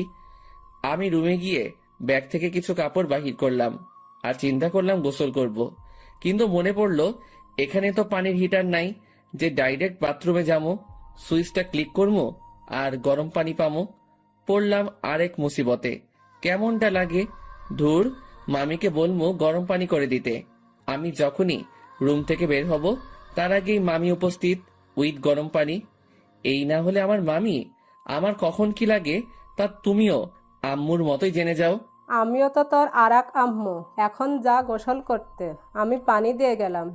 থ্যাংক ইউ মামি, আই লাভ ইউ বলতাম, কিন্তু মামা শুনলে হার্ট অ্যাটাক করবো। যা ফাজিল। মামি চলে গেল আর আমিও মনের সুখে লুঙ্গি আর তোয়ালে নিয়ে চলে গেলাম গোসল করতে। গোসল শেষ করতেই আমিও রুমে আসলাম। লুঙ্গি পরা আছে, বলা যায় না কখন কোথায় খুলে যায়। জীবনে 2টা কখন কোথায় খুলবে তা কেউ বলতে পারে না। 1 হলো কপাল, 2 হলো লুঙ্গি। আমার মনে হলো কেউ আমাকে দেখতেছে। আমিও জানালার দিকে তাকালাম, কিন্তু কেউ নাই। ভাই, বলা যায় না কখন কে এসে দাঁড়ায় থাকে, তাই প্যান্ট আর টি শার্ট বাথরুমে চলে গেলাম আর সেখান থেকে চেঞ্জ করে আসলাম। আমি রুম থেকে বের হতেই এক হুজুরনি আমার সামনে এসে পড়ে। আমিও এড়িয়ে চলে যেতে লাগি। আর বাহিরে বাড়ির আঙিনায় রোদের মধ্যে দাঁড়ায় অনেক ঠান্ডা লাগতেছিল ভাই। বিশ্বাস করেন, শীতকালে শরীর ভিজা অবস্থায় কেউ গায়ে একটা ফু দেয় না, তা ব্রেকআপের চেয়ে কষ্টকর লাগে। তো আপনি এই বাড়ির লোক, তা আমাকে আগে বলতে পারলেন না? খালি খালি টেনশনে ছিলাম আমি। আমি পিছনে তাকালাম, কিন্তু চেহারা না দেখায় বুঝতে পারলাম না কে কোনটা, মানে কে কোন বোরকাওয়ালি। আমি কি জানতাম আপনি এখানে আসবেন? আজাইরা কথাবার্তা বলিয়েন না, এইসব আমি পছন্দ করি না। এত অ্যাটিটিউড ভালো না। আমি বুঝতে পারলাম এটা সেই বকবক রানী যেটা বাসে আমার মাথা খাইছে। আচ্ছা, এখানেও মুখ ঢেকে রাখলেন সেটা বুঝলাম না। আসলে এটাই তো আমাদের বাড়ির নিয়ম। পরপুরুষের সামনে আমরা চেহারা দেখাই না, তবে স্বামীকে দেখানো যাবে, এই নিয়ম আছে। আচ্ছা, আপনি কি ম্যারিড? না, আপনি? আমি ম্যারিড। তো আপনার ওয়াইফকে না আনবেন? বন্ধুকে আনলেন কেন? ও ওর বাবার বাড়িতে গেছে। তবে একটা জিনিস আমি খেয়াল করলাম, মেয়েটা এমন ভাবে কথা বলতেছে, মনে হয় সে আমার সম্পর্কে জানে, ও আমাকে চিনে। তাছাড়াও তার ভয়েসটা একটু একটু মাথা খাচ্ছে আমার। আচ্ছা, আপনি থাকেন কোথায়? সরি, বলা যাবে না। আচ্ছা, লাগবে না। আমি খেয়াল করলাম মেয়েটা আমার সাথে কথা বলতেছে তো ঠিকই, মানে তার কথার মধ্যে আমি অন্য একরকম কিছু পাচ্ছি। মামি আসে আর আমাদের খাবারের জন্য ডাক দেয়। আমিও চলে যাই। সেখানে দেখি মামা, তানভীর, নানা ভাই উপস্থিত ও তারা বসে বসে কথা বলতেছে। কিসের এত আলাপ তোমাদের? মনে হয় কোনো বড় ধরনের গন্ডগোল পাকানোর প্ল্যান চলতেছে তোমাদের। বিয়ের? কি? কার বিয়ে? কখন? কোথায়? কোন টাইমে? দাওয়াত দিছে তো? আমি কিন্তু যাবো। শালা তোর অভ্যাস চেঞ্জ হইল না। আরে বেটা, ফ্রি খাবার কেমনে মিস করবো বেটা? ও মামা, বলো না কার বিয়ে? আমি বিরিয়ানির চান্স মিস করতে চাচ্ছি না। তোর বিয়ে? কি? এবার খা নিজের বিয়ের বিরিয়ানি। মেজাজটা এখন 440 হয়ে গেল কিন্তু। আরে তোরা থাম তো। তারপর সবাই মিলে দুপুরের খাবার খেয়ে নিলাম। অন্তর, আজকে একটু বাজারে যাব, কিছু কিনতে হবে, তুই যাবি? আচ্ছা, গেলাম আর কি, সাথে তানভীরকেও নিয়ে নিব। আচ্ছা ঠিক আছে। অন্তর, আপুর সাথে কথা বলেছিলি? সকালে বলছিলাম, যখন তানভীরকে নিয়ে বের হয়েছিলাম তখন আম্মু কল দিছিল। আচ্ছা শোন, তোরা বাজারে যাবি ভালো কথা, আমার ওষুধ আনতে ভুলিস না। জি আব্বু।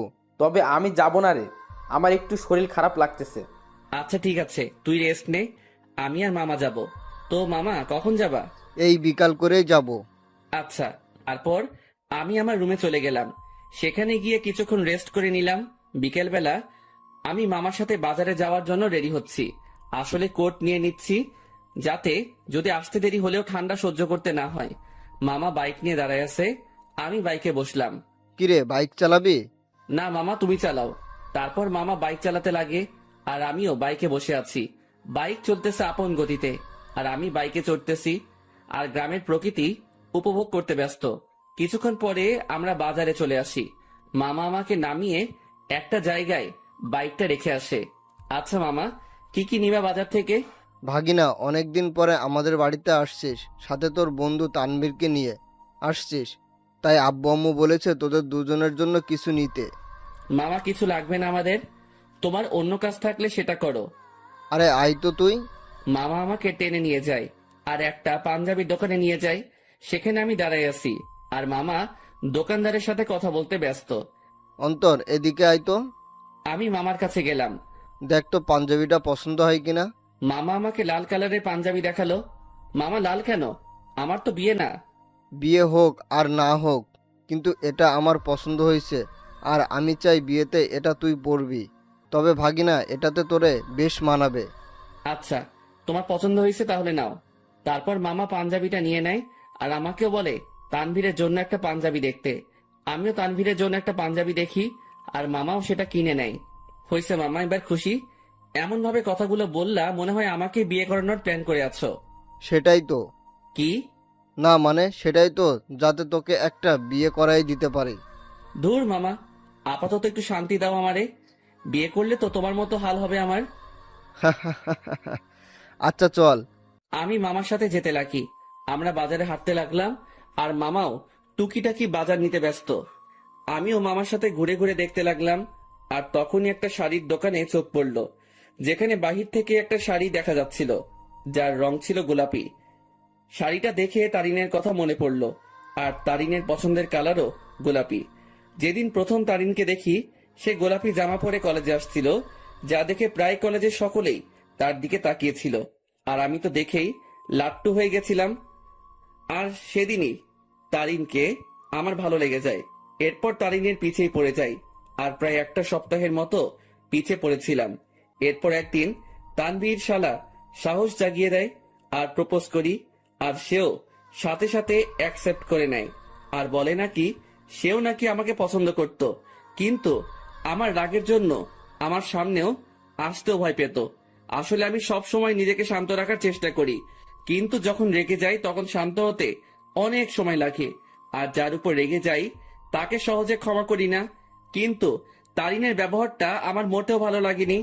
আসলে আমি বুঝতে পারলাম তার মধ্যে আমার জন্য কোনো ভালোবাসাই ছিল না, জাস্ট ভালো লাগাই ছিল, যেটাকে আমি ভালোবাসা ভেবে বসেছিলাম। আর সেটাই আমার বড় ভুল ছিল। ভালোবাসা মানে একে অপরের প্রতি বিশ্বাস, ভরসা। কিন্তু তারিনের জন্য আমি তানিয়ার সাথে মিলে তারিনের বার্থডে সেলিব্রেশন করার জন্য প্ল্যান করলাম। কিন্তু তারিন মনে করে বসেছিল আমার আর তানিয়ার মধ্যে কোনো কিছু চলতেছে। যদি তারিন আমাকে বিন্দু মাত্র বিশ্বাস করত, তাহলে সেটা কখনোই মাথায় আনতো না। কিন্তু তারিনের মনে ভালোবাসা ছিল না, তাই সে আমাকে তানিয়ার সাথে মিশতে দেখে সন্দেহ করতে লাগলো। আমি মনে করেছিলাম তারিনকে তার বার্থডে পার্টির সারপ্রাইজ দিব, কিন্তু সেই আমাকে বড় ধরনের সারপ্রাইজ দিয়ে বসে আছে। তার জন্য আমি একটা সপ্তাহ শান্তিতে ঘুমাতে পারি নাই, কারণ আমি তারিনের জন্য তার পছন্দের জিনিসগুলো কিনতে আনতে ব্যস্ত। কারণ আমি তারিনকে খুশি দেখতে চাই। তার জন্য এত কিছুই করে শেষমেশ জুতার বাড়ি ও মিথ্যা অপবাদ পেলাম। সে না জেনেই আমাকে এভাবে আঘাত করলো। যদি তার মনে আমার জন্য বিন্দুমাত্র ভালোবাসা থাকতো, তাহলে সে আমাকে সন্দেহ না করে আমার প্রতি বিশ্বাস রাখতো। কিন্তু সে থাক, যা হয়েছে ভালোই হয়েছে। আমিও উচিত শিক্ষা পেলাম আর বুঝতে পারলাম তারিন আমাকে কেমন ভালোবাসছিল। কিরে, কি ভাবছিস? কই কিছুই না। আচ্ছা নানা ভাইয়ের ওষুধ নিছো? নিব, কিন্তু তোর চোখে পানি কেন? আরে চোখে বালি ঢুকছে, সেটার জন্য। আমার সাথে আয়। আমি মামার সাথে গেলাম, আর মামা একটা কলের কাছে নিয়ে যায়, আর আমিও মুখ ধুয়ে নেই।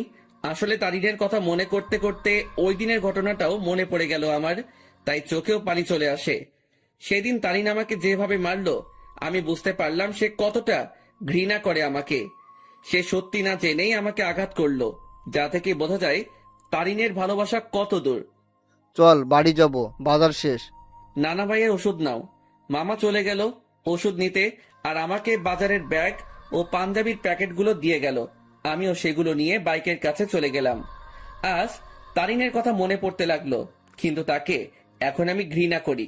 তার ভালোবাসার রূপ দেখলাম ভালো করেই।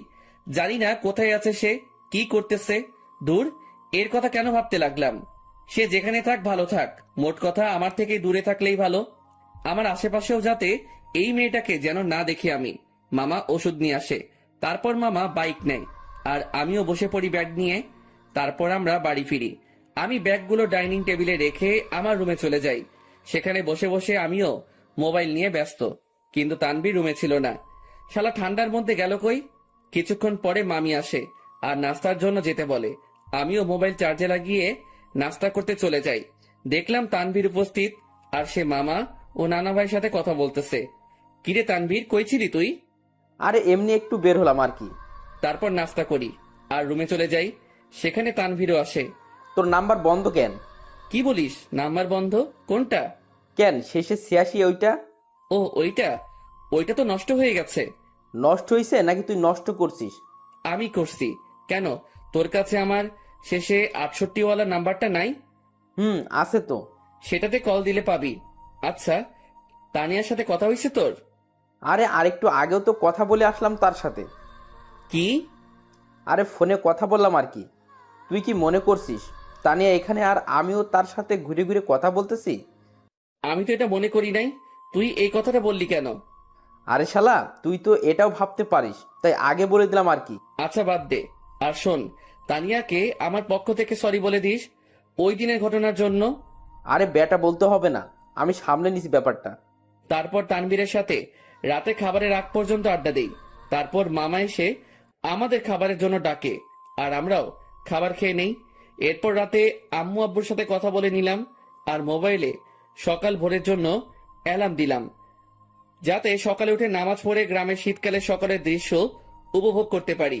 এরপর দিলাম ঘুম। সকাল ভোরে আমার অ্যালার্ম বেজে ওঠে আর আমিও উঠে পড়ি।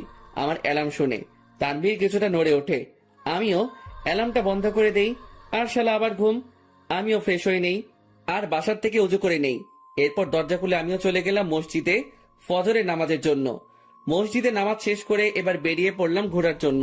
চারিদিকে কুয়াশায় ঘেরা, সামনে কি আছে কেউ দেখতে পারবে না। আর গ্রামের পরিবেশে এটা একটা অসাধারণ ও মুগ্ধকর মুহূর্ত। তবে এটাই না, এখন সবচেয়ে আকর্ষণীয় জিনিস দেখার বাকি, যেটা প্রায় অনেকে দেখতে গ্রামে আসে। আর সেটা হলো শীতকালে সকাল ভোরে সূর্যোদয়। ভাগ্যিস আমি কোট শু পরে বের হইছি, না হলে এমনিও ঠিক না জমি কুলফি হয়ে যাইতাম। আমি হাঁটতে লাগি আর কিছু স্বপ্ন দেখছিলাম, সেইগুলো ভাবতে লাগি। একদিন এক শীতের সকালে তাকে নিয়ে হাঁটবো, একটা চাদরকে দুজনে ভাগাভাগি করে নিয়ে পড়বো, একে অপরকে ধরে সেই কুয়াশা ভরা রাস্তায় একে অপরকে নিয়েই মগ্ন থেকে হেঁটে যাব। তাকে নিয়ে শীতের সকালে সূর্যোদয় দেখব আর সকালবেলা দুজনে ঠান্ডা ঠান্ডা খেজুরের রস খাবো। হয়তো এটা কোনোদিনও পূরণ হবে না, স্বপ্নই থেকে যাবে। থাক, কেউ লাগবে না আমার। আমার লাইফ আমি একাই এনজয় করব। তার ভালোবাসার কোনো প্রয়োজন নেই আমার।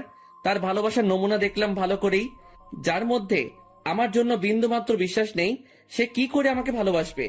ভালোবাসার মধ্যে বিশ্বাসের অবদান বেশি, কারণ একে অপরের প্রতি বিশ্বাসী ভালোবাসাকে আরো বাড়িয়ে তোলে। সূর্যোদয় শুরু হয় আর আমিও রাস্তায় দাঁড়িয়ে দেখতে লাগি। পকেটে হাত দেওয়া অবস্থায় সেই মুগ্ধকর দৃশ্য দেখতে ব্যস্ত আমি। সূর্যোদয় শেষ আর কুয়াশাও আস্তে আস্তে দেখা যেতে লাগে আর শেষ হতে লাগে। তাই আমিও চিন্তা করলাম, শীতের সকাল, দেখি যদি কোনো চায়ের দোকান পাই তাহলে এক কাপ গরম চা খাওয়া যায়। আমিও হাঁটতে লাগি আর ভাগ্যক্রমে একটা চায়ের দোকানও পেয়ে গেলাম। আমিও সেখানে যাই। এক কাপ চা দেন তো। জি দিচ্ছি, বসেন। আমি বসে আছি আর পকেটে হাত, কারণ হাত প্রায় ঠান্ডা হয়ে আসছে। এখন যদি তানভীরের পাশে থাকতো তাহলে আমার এই ঠান্ডা হাত তার পিঠে ঢুকাই দিতাম। প্রতি শীতেই সালারে এই চাকা দিই আমি। চা দিয়ে গেল আর আমিও পকেট থেকে হাত বের করে দুই হাত দিয়েই চায়ের গ্লাস ধরি। চায়ের গ্লাসের তাপ দিয়ে হাত গরম করতেছি আর একটু একটু চুমুক দিচ্ছি চায়ে। চা খাওয়া শেষ করলাম আর পকেট থেকে মানি ব্যাগটা বের করে চায়ের বিল দিয়ে দিলাম আর সেখান থেকে চলে আসলাম। আমি বাড়ির দিকে যেতে লাগি। বাড়ি আঙিনায় যেতে দেখি সামনে একটা সিএনজি। মনে হয় বাড়িতে কেউ আসছে। থাক, যেই আসুক আমার কি। আমিও আস্তে করে বাড়িতে ঢুকে যাই আর নিজের রুমের দিকে চলে যাই। রুমে প্রবেশ করা মাত্রই আমার চোখ কপালে উঠে গেল। তোমরা? কি রে হারামজাদা, ভালোই তো মজা মাস্তিতে আসিস। জি হ্যাঁ, আমার রুমে আমার আম্মু আব্বু উপস্থিত আর তানভীরও ঘুম থেকে উঠে গেছে। তোমরা এখানে কেমনে? কালকে না তোমাদের সাথে কথা বললাম আমি? আমরা 11টার গাড়িতে উঠি আর এখানে চলে আসি। এখানে আসার কারণটা কি? তাও হঠাৎ করে চলে আসলা, ব্যাপারটা বুঝলাম না। আমার আম্মু আব্বুর বাড়ি আর আমি আসবো না, এটা কি ধরনের কথা? আসবে মানা কি করলো, কিন্তু হঠাৎই না বলে চলে আসলা, ব্যাপারটা আমাকে একটু চিন্তায় ফেলে দিল। চুপ হারামজাদা, এত চিন্তা করতে হবে না তোকে। তোর জন্য আমি তানভীরকে মারলাম। মানে? আর বলিস না দোস্ত, আমাকে তুই মনে করে আমি ঘুমানো অবস্থায় মাথায় দিল একটা। তুই শালা মাইরের যোগ্য। আম্মুর কাছে গিয়ে আম্মুকে জড়িয়ে ধরলাম। তো মাই আম্মা যান, একটু বলবেন আপনার চেহারা এত খুশি কেন?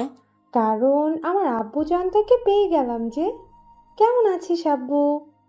কোনো অসুবিধা হচ্ছে না তো?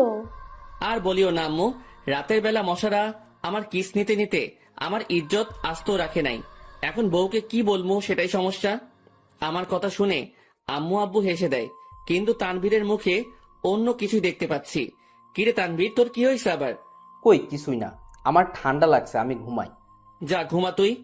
আমি আম্মু আব্বুকে নিয়ে হলরুমের দিকে গেলাম আর দেখলাম মামা নানা ভাই কথা বলতেছে। আপু, এটা কি আসলেই তোর ছেলে? কেন? তোরে কি করলো? আর বলিস না আপু, আসতে না আসতেই আমার জীবনের অর্ধেক আগেই টানা করেছে, আর এখন বাকিটুকু করতেছে আর কি।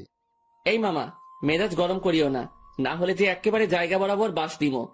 আল্লাহ কি দেখে তোরে বানাইছে বুঝি না, একবারে ফাজিল, এর বাপ তুই। আজ আছি তো তাই এইসব বলতেছো। একদিন এই ফাজিলটা থাকবে না, সেদিন মিস করলেও লাভ হবে না মামু। প্রথম কথা, তুই ফাজিল না, শয়তানের নানা। আর শয়তান মরে না, বুঝছস? ওকে, দেখা যাবে। মামা ভাগিনার ঝগড়া শেষ হয়েছে? হয় নাই, আরো বাকি আছে। মামু, মেজাজটা কিন্তু 440 করছো। কোন সময় কোন অঘটন ঘটাই দেই আর তোমারে ফাঁসাই দিব কিন্তু। কেন, কি করবি তুই? বেশি কিছু না, গ্রামে কোনো এক আন্টিকে টাকা দিয়ে ভাড়া করে আনবো। কেন, গ্রামের মহিলা এনে কি করবি? বেশি কিছু না, তারে বলবো তোমার জিএফ হিসেবে নিজেকে পরিচয় দিতে, বাকিটা মামি সামলাবে আর কি। কথাটা শুনে আব্বু আম্মু নানা ভাই হেসে দিল, আর মামার মুখের রিয়াকশন দেখে আমার হাসি আসতেছে। মামা ফুল শক খেয়ে গেল। ওরে খোদারে, আমার জীবন শেষ করার জন্যই জন্মাইছে। হারামজাদা বজ্জাত, কি জিনিস রে তুই? এই আপু, এটা কি আসলে তোর ছেলে? আমার সন্দেহ হচ্ছে, এটাকে মনে হয় ভুল করে নিয়ে নিচ্ছিস তুই। আম্মু আব্বু হাসতেছে কারণ তারা ভালো করে জানে মামা ভাগিনার কাণ্ড। এভাবে কিছুক্ষণ মজা করে রুমে চলে যাই। সকালে নাস্তার সময় আমরা সকলে একত্রে হই। আমি, আব্বু, মামা, নানা ভাই, শান্ত, তানভীর, আমরা সকলে নাস্তা করে নিলাম। অন্তর, তুই এমন কেন? আমি আবার কি করলাম? বাবা রে, তুই কি আমাদের কিছুই মনে করিস না? আরে কি হয়েছে, কান্না করতেছো কেন? সমস্যা কি একটু বলো তো, কি করলাম আমি? আমি আব্বুকে জড়িয়ে ধরলাম। যদি কোনো ভুল কিছু করে থাকি ক্ষমা করে দিও। আর ওই দিনের ব্যাপারটার জন্য সরি। আসলে মাথা ঠিক ছিল না, তাই কথা বলতে ইচ্ছে করতেছিল না। তাই রাগ করে টেবিল থেকে গ্লাস ফ্লোরে ছুঁড়ে মারি। আব্বু আমাকে খুব শক্ত করে জড়িয়ে ধরে। আমি বুঝতে পারলাম আব্বুর মনে কিছু একটা চলতেছে, কিন্তু কি তা বুঝতে পারতেছি না। আচ্ছা আব্বু, চলো একটু ঘুরে আসি দুজন মিলে। চল। আমি আব্বুকে নিয়ে গ্রামে ঘুরতে গেলাম আর দুপুর পর্যন্ত ঘুরলাম। এরপর বাসায় আসলাম। অন্তর, তুই সত্যি কি ভালো আছিস? তোর মনে কোনো কষ্ট নেই তো? আমাকে দেখে কি মনে হয় তোমার আমি কষ্টে আছি? কষ্টে থাকলে কেউ তিরিং বিরিং করে ঘুরে বেড়ায় নাকি? মজা মস্তি করে নাকি? আল্লাহর রহমতেই ভালো আছি আমি। তবে তোমার কেন মনে হচ্ছে আমি ভালো নেই? না, এমনি। আচ্ছা চল ভিতরে যাই। আমরা ভিতরে গেলাম। দুপুরের খাবার সময় আমরা সকলে মানে সকল ছেলে মানুষ একত্রে খাবার খেয়ে নিলাম।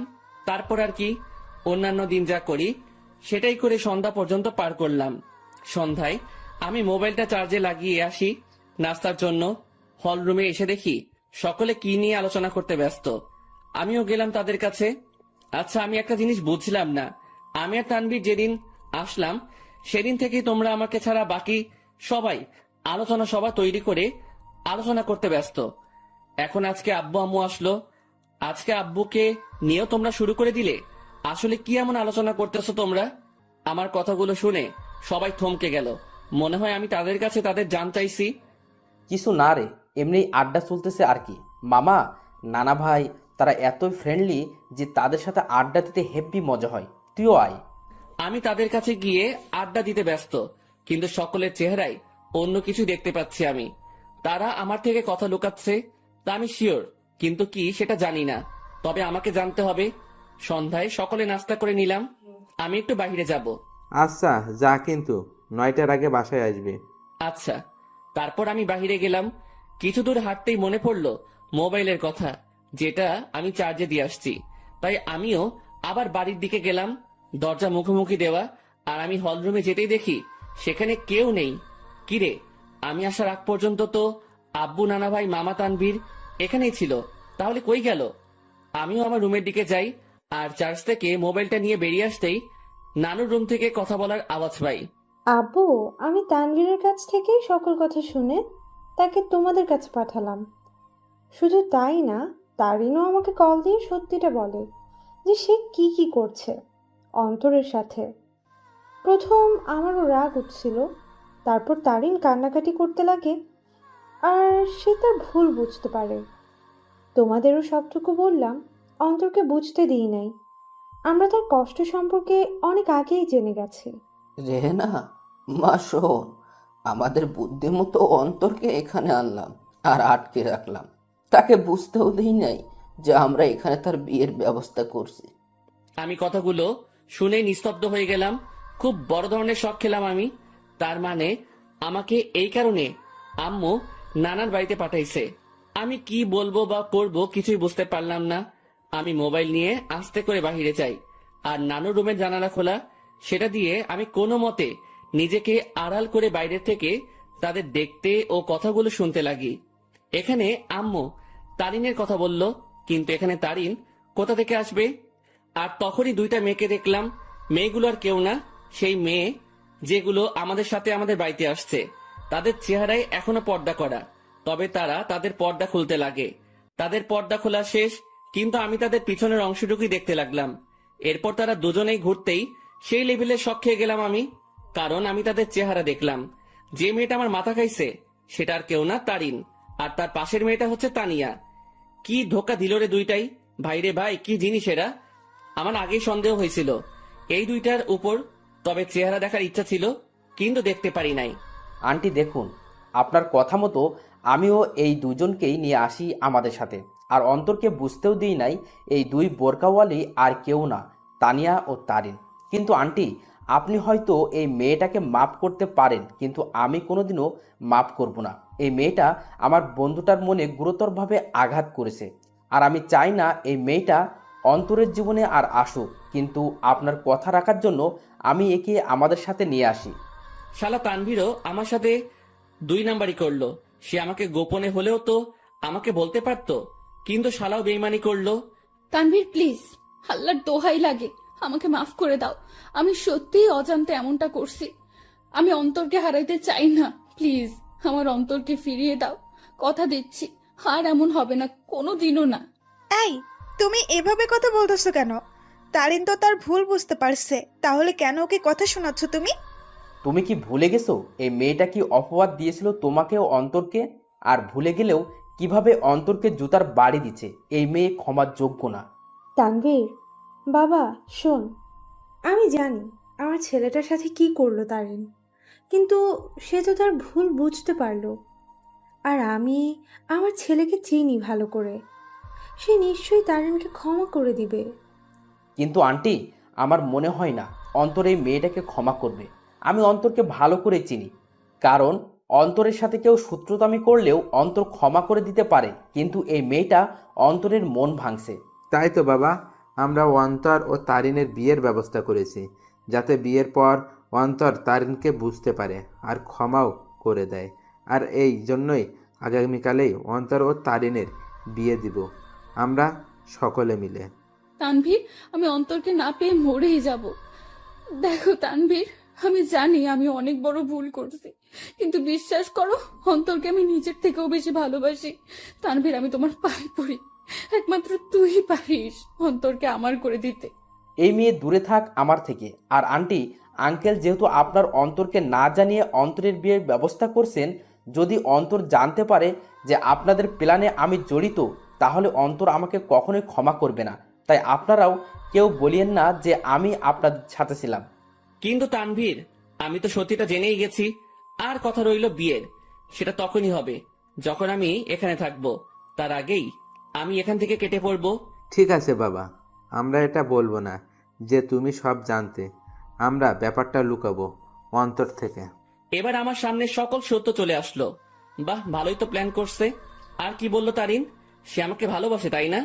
আর ভালোবাসা লাগবে না, বিয়ে তো দূরে থাক, তার চেহারাও দেখতে আমি ইচ্ছুক নই। আমিও চলে গেলাম। কোনো মতে রাত 8টা পর্যন্ত বাহিরে কাটালাম। আমি বাড়ি আসলাম আর দেখলাম তারা কথা বলতেছে। আমি তো এখন জেনেই গেছি তাদের কি নিয়ে আলোচনা হতো এতদিন। তারা আমার থেকে কথা লুকাইছে, এবার আমিও তাদের বুঝতে দিব না আমিও তাদের গোপন কথাটা জেনে গেছি। সকলে মিলে রাতের খাবারটা খেয়ে নিলাম, তবে আমি চুপচাপ ভাবে থাকি আর তাদের বুঝতে দেই না আমার মনে কি চলতেছে। আমি কারো সাথে কোনো কথা না বলে চলে যাই রুমে। কিরে, কি করিস? কিছু না। কিরে, এভাবে চুপচাপ আসিস কেন? আমার ঘুম আসতেছে। Bye, good night.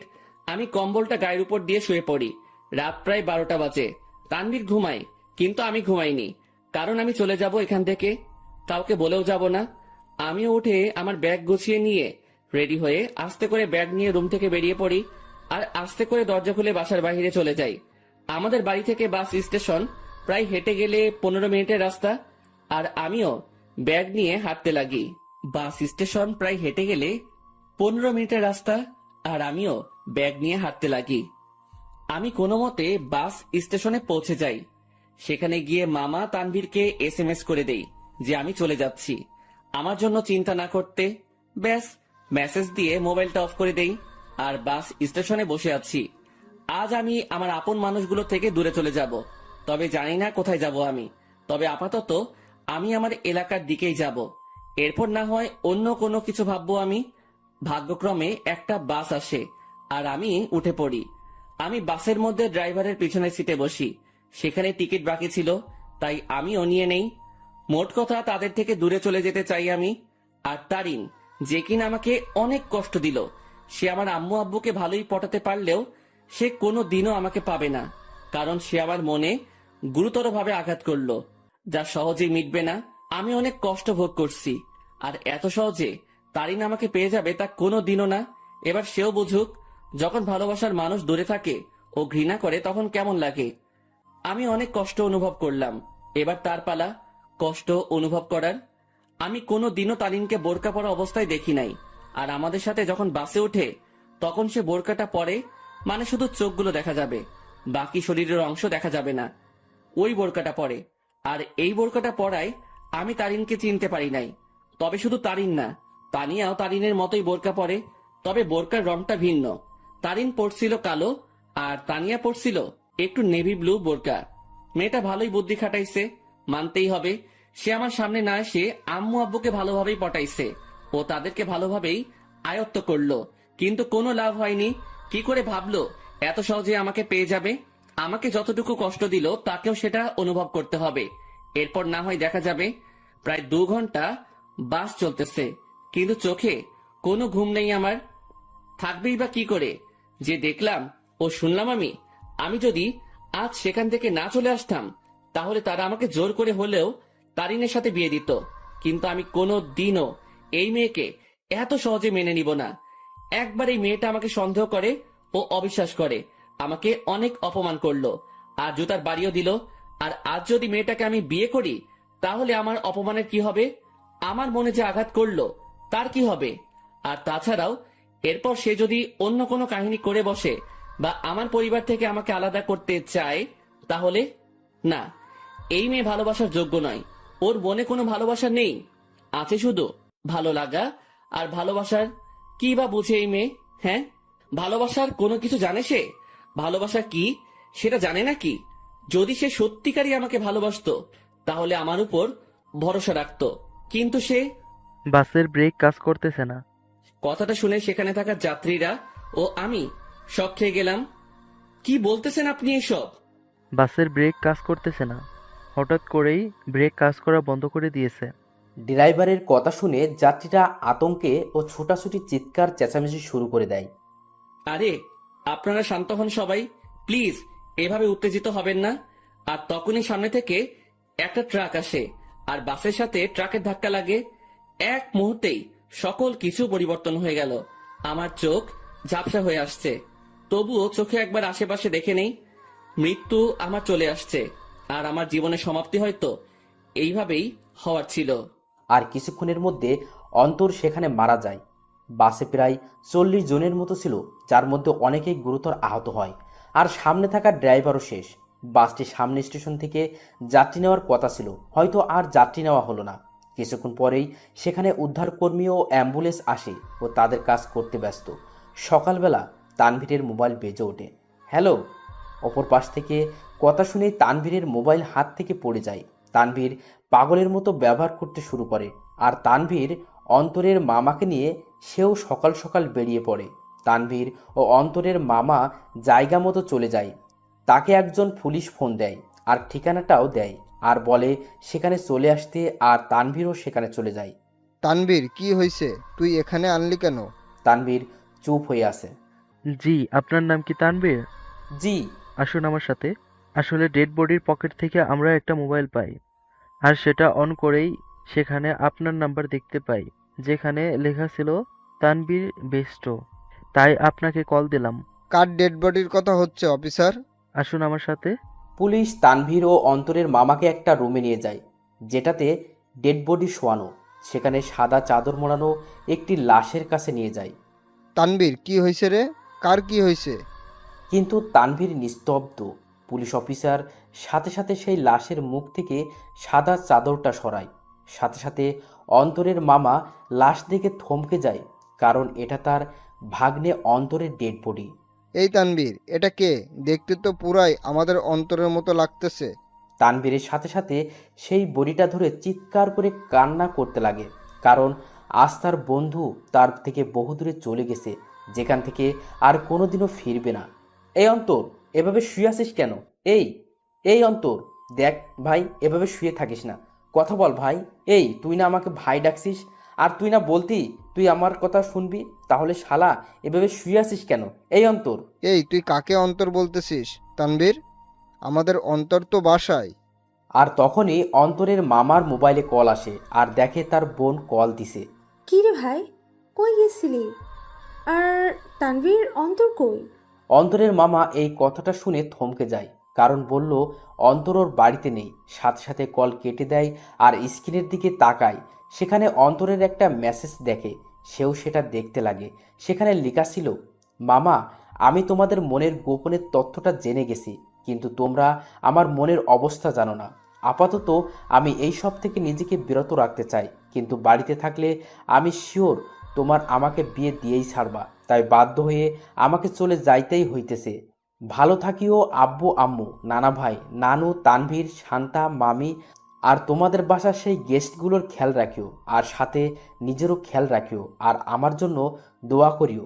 খোদা হাফেজ। তোমার জীবন তেনা তেনা কারি। অন্তর মেসেজটা দেখার সাথে সাথে সেও অন্তরের দেহটাকে ধরে কান্না করে দেয়। আপনারা একটা অ্যাম্বুলেন্স ভাড়া করে বাড়িতে নিয়ে যেতে পারেন। অন্তরের মামা একটা অ্যাম্বুলেন্স ভাড়া করে নেয়, আর সেখানে অন্তরের দেহটাকে নিয়ে রওনা হয় তাদের বাড়ির দিকে। তাদের বাড়িতে পৌঁছালো। অন্তরের মামাকে দেখে অন্তরের আম্মু সেখানে তার ভাইয়ের কাছে যায়।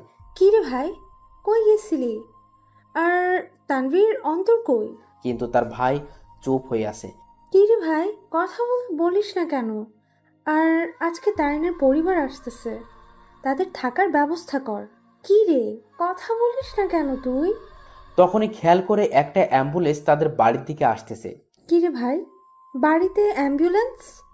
কার কি হয়েছে আবার? কিন্তু তার ভাই নিস্তব্ধ হয়ে আছে, মুখে কোনো কথা নেই। বলতে গেলে জিন্দা লাশ যে জীবিত আছে, কিন্তু কথাবার্তা নেই। সাথে সাথে অন্তরের মামা তার বোনকে জড়িয়ে ধরে কান্না করে দেয়। কি রে মিলন, এই এইভাবে কান্না করতেছিস কেন? কি হয়েছে রে ভাই? আর তখনই তিনি দেখে সেই অ্যাম্বুলেন্স তাদের আঙিনায় এসে থামে। অ্যাম্বুলেন্স থেকে তানভীর বের হয়। তাকে দেখে সেখানে থাকা অন্তরের আব্বু আম্মু থমকে যায়। এই তানভীর, তুই অ্যাম্বুলেন্স থেকে নামলি যে? আর অন্তর কই রে? সে কি তোমাদের সাথে গেছে নাকি? নাকি তোরা সব বলে দিছিস তাকে? সাথে সাথে তানভীর তাকে জড়িয়ে ধরে কান্না করতে লাগে। কি রে তানভীর, কান্না করতেছিস কেন? আর অন্তর কই?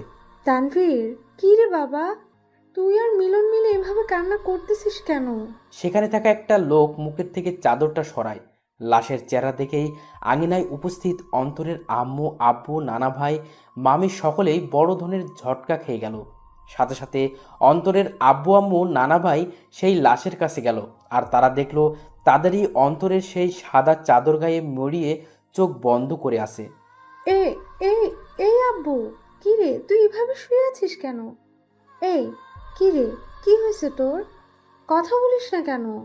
অন্তর, বাবা, কি রে, এভাবে এখানে শুয়ে আছিস কেন? কি হয়েছে তোর? কথা বলিস না কেন? এই তানভীর, আমাদের অন্তর কথা বলে না কেন? ওর কি হয়েছে?